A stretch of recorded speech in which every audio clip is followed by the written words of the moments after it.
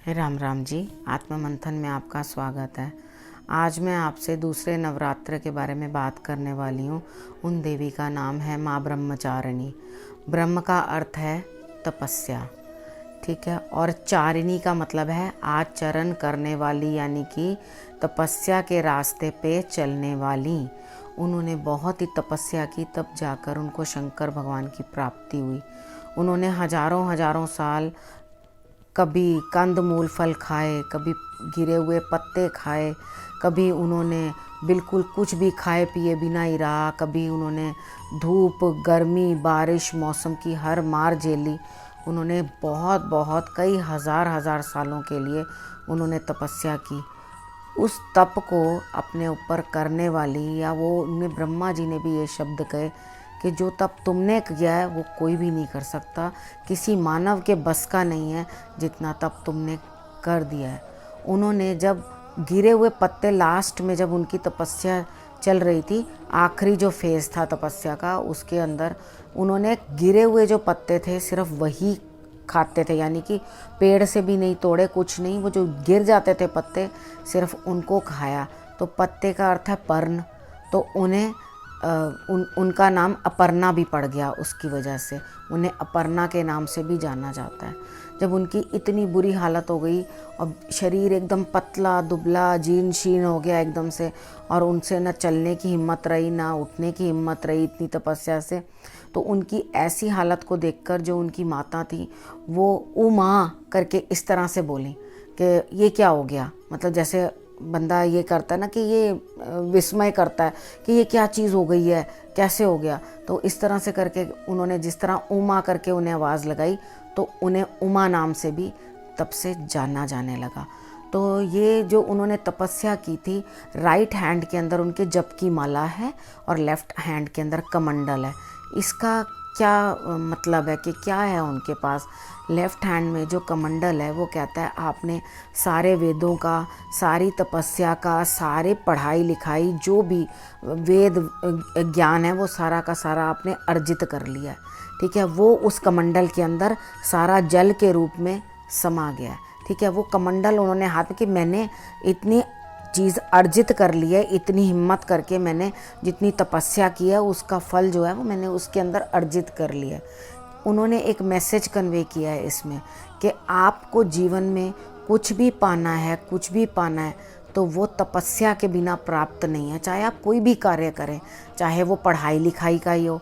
इसको मैं पढ़ाई लिखाई से जोड़ के इसलिए कह रही हूँ क्योंकि पहले नवरात्रों में तो माँ का जन्म मैंने बताया कि उनका नया जन्म हुआ उस घर के अंदर। तो अब जब एक बच्चा भी होता है, वो जन्म होता है, थोड़ा बड़ा होता है, तो उसके बाद वो स्कूलिंग में जाता है। तो स्कूलिंग में वो पढ़ाई करता है, और वो पढ़ाई जो करता है वो जो अर्जित करता है सारा का सारा, तो वो माँ ने लेफ्ट हैंड में जो वो कमंडल उठाया हुआ है बताया है कि ये अर्जित किया मैंने। तो उन्होंने भी तपस्या से ही सब कुछ अर्जित किया है, उन्हें फ्री में नहीं मिला।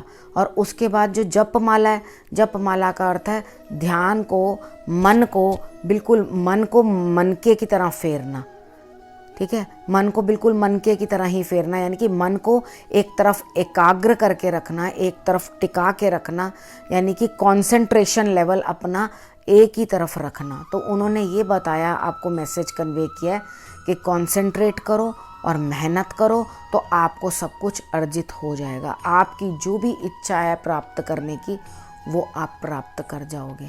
तो आपको भी अगर कोई अपने लिए शिव शंकर भोले पसंद हैं तो आप अपने लिए ये वाला जप जो है आप माता रानी को याद करो, उन्हें उनके सामने बैठो, थोड़ी देर मेडिटेशन करो, तो आपको भी पता चलेगा कि आप किस तरह से माँ के नाम लेकर, उनका सहारा लेकर अपने गंतव्य की तरफ आप भी पहुँच पाओगे।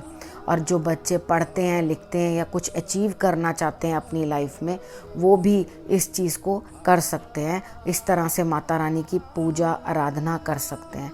अब माँ को चमेली का आप पुष्प चढ़ाएं कल, अगर नहीं मिलता है या कई बार ऐसा भी होता है अभी चमेली का पुष्प उपलब्ध नहीं है, तो आप मानसिक तौर पे हाथों में बना के वो माता रानी को अर्पण कर सकते हैं, ठीक है। और उसके बाद जो हम मेडिटेशन की बात कर रहे थे, हमने एक मूलाधार चक्र के बारे में बात की थी। तो ये जो दूसरी देवी है उनका कनेक्शन जो है वो स्वाधिष्ठान चक्र से है, ठीक है। वो हमारी लाइफ के अंदर बहुत सारी चीज़ें हमें अचीव करने में मदद करते हैं। मैं इस चक्र के ऊपर इतनी डिटेल बातें नहीं बता रही हूँ।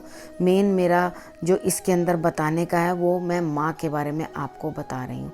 तो आप माँ की आराधना करें और माँ को मिश्री का भोग लगाएं। माखन और मिश्री, ये 2 चीज़ों का भोग आप माँ को लगा सकते हैं, तो आपको लगेगा बहुत ही बेहतर है। अगर माखन नहीं निकला हुआ तो कोई बात नहीं, आप घी और शक्कर ये दोनों मिलाकर भी माँ को भोग लगा सकते हो, इन दोनों चीज़ों का। उसके बाद उनके सामने एक पीतल के बर्तन के अंदर पात्र ले लेना, एक लोटा वगैरह भी होता है, ग्लास होता है पीतल का, उसके अंदर जल भर के रख देना और उसमें मिश्री डाल देना। मिश्री डालने के बाद उसी जल का भोग माँ को लगाना और उसके बाद आप ब्रह्मचारिणी माँ के लिए वही प्रसाद के रूप में आप सारा अपने बच्चों को बांट देना। तो ये तो हमने बात की माँ ब्रह्मचारिणी के बारे में। तो आप जो दूसरा नवरात्रा है वो आप अच्छे से मनाओ। और उसके बाद आज 1-2 प्रश्न मेरे पास और आए हैं। एक मैं आपको कल नवरात्रों वाले दिन बताना चाहती थी, शायद वो मेरे दिमाग से स्लिप हो गया, तो मैं आपको इसी वीडियो में बता देती हूँ। जो पहले नवरात्र वाले दिन जो नए नीम की पत्तियाँ उग रही होती हैं उनको ले लेते हैं, नीम के फूल ले लेते हैं उनको, लेकिन फूल नहीं अवेलेबल हो तो नई नई जो पत्तियाँ निकल रही हैं वो काली मिर्च, मिश्री, भुना हुआ जीरा, ये सारी चीज़ें मिला के आयुर्वेद भी कहता है। तो ये साल के शुरू में ही आज ही माँ के पास रख लेना। तो एक नवरात्र तो मुझसे निकल गया, पहले नवरात्र पे तो मैं आपको बता नहीं पाई, लेकिन आपको मैं सेकंड नवरात्र पे जो बता रही हूँ उससे आप सारा मिक्सचर बना के और उसमें अजवाइन भी डाल लेना। तो अजवाइन भी डालकर उसको आप मिक्सचर बना के कांच की शीशी के अंदर भर के आप माँ के आगे रख देना। तो आप उसके बाद बच्चे उसको 9 दिन वहीं पड़े रहने देना। तो जो भी बच्चे हैं उनको आप दे सकते हो, उसके अंदर से ये नहीं है कि आप उसमें से आज नहीं दे पाओगे, आप उनको बिल्कुल दे सकते हो। तो वो आप माँ को आप ज़रूर पर ज़रूर दे देना। और भोग लगवाने के बाद जो भी बच्चा बीमार हो रहा है या कोई दिक्कत हो रही है उसको, आप वो उसको अब भी दे सकते हो और उसके बाद भी दे सकते हो, यानी कि जब भी सीज़न चेंज हो। लेकिन उसको खाने से क्या होता है, जब हम नए साल में नए वर्ष के अंदर पहले ही आते ही, क्योंकि इस समय में क्या है सारे फूल खिल रहे हैं, नई नई पत्तियां आ रही हैं, तो इस समय सारी जो प्रकृति भी है वो भी खिलने लगती है। तो इस समय तो शायद और भी अच्छे से खिलेगी, क्योंकि हम लोग सब उसे नेचर को डिस्टर्ब भी नहीं कर रहे, हम लोग सब अपने अपने घरों में हैं। तो उसके साथ क्या होगा कि जिस तरह से ये नेचर बहुत खिल रही है तो ये हमें हेल्प करेगी इस चीज़ में कि हमें किस तरह से ठीक होना है। तो ये आप ज़रूर पर ज़रूर कर लेना। और मुझे काफ़ी लोगों का फ़ोन आ रहा है कि हमें फ़ीवर हो रहा है और हमें थ्रोट में प्रॉब्लम हो रही है, गला थोड़ा ख़राब हो रहा है। तो अगर आपको फ़ीवर हो रहा है तो आप राहु काल का समय देख लेना, उसमें थोड़ी सी जौ लेकर, जौ के ऊपर आप दूध की 2-3 बूंदें लेकर हाथ में ही लेकर उसे एंटी क्लॉकवाइज 7 टाइम्स अपने ऊपर से उसार कर आप बहते पानी में प्रवाहित कर लें। घर में भी हैं तो कोई बात नहीं, आप सिंक या वॉश बेसिन के नीचे अपना हाथ धो सकते हैं। तो अगर ये राहु काल के दौरान आप करोगे तो वो आपके बुखार भी आपका जल्दी उतर जाएगा। और एक लाल रंग के कपड़े के अंदर, जो कॉटन का कपड़ा होता है, सिंथेटिक बेस नहीं, उसके अंदर सौंफ बांधकर अपने सिरहाने रख लो, छोटा सा एक पिल्लो बना लो, रेड कलर की थैली सी बनाकर, और उसके अंदर सौंफ भर के, जो मोटी वाली सौंफ होती है वो भर के, तो आप उसे अपने सिरहाने के नीचे रख लो, तो आपका फ़ीवर भी हट जाएगा। और रही गले की खराबी की बात, तो आप ठंडी चीज़ें, बर्फ़ वाली चीज़ें बच्चों को बिल्कुल भी मत दें। और उसके बाद मैं कुछ पॉइंट्स आपको बता देती हूँ कि आपने किस तरह से अपने, और कच्चा प्याज बिल्कुल भी ना खाएं। अगर आपको रेशा हो रहा है या आपको म्यूकस फॉर्म हो रही है तो आप बिल्कुल भी कच्चे प्याज को अवॉइड करें, चावल अवॉइड करें। जो भी सफ़ेद चीज़ें होती हैं, दूध वगैरह, दूध में पत्ती आप बच्चे को दे सकते हो, लेकिन आप सफ़ेद दूध, दही, ये सब चीज़ें, वाइट चीज़ों का थोड़ा एक वही समझ लो उपाय की तरह, तो इनका परहेज़ कर लो। ये क्या होता है, ज़्यादा बलगम फॉर्म करते हैं। आप अपने पास कपूर रखो, अपने पास बहुत नियर रखो ताकि वो उसकी स्मेल आपका ज़ुकाम जो है वो ठीक कर दे। वाइट कलर के कपड़े में आप कपूर बांध लो और ज़ुकाम है या गला ख़राब है तो आप उसको सूंघते रहो। दोपहर के टाइम पे आप अपने लिए संतरे खा लो। संतरे खाना बैठ के धूप के अंदर तो गला आपका बिल्कुल ठीक हो जाएगा। उसके बाद मैं थोड़ी सी मसाज आपको बता देती हूँ कि आपको किस तरह से करनी है, क्योंकि हमारी तो दादी माँ हमारी इसी तरह से मसाज किया करती थी और गला ठीक हो जाता था। सबसे पहले थोड़ा सा देसी घी गर्म कर लो, थोड़ा गुनगुना करके उसको ये इस तरह से, ये रगें बोलते हैं इसको, यहाँ पे इस पोर्शन के ऊपर आपने अच्छे से मसाज करनी है। ये कान के नीचे का पोर्शन होता है।